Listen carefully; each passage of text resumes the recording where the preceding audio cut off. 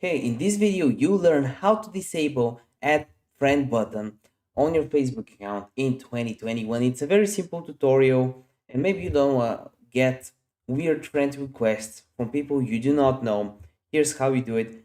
It's pretty much the same thing on both an iPhone and an Android device. You click on the bottom right corner, the three dashes on your Facebook app. On Android, it might be on the top. You click here, this button right here at the bottom. You go down, go on settings, this um, option right here. You go over to security, and then after that, it's privacy.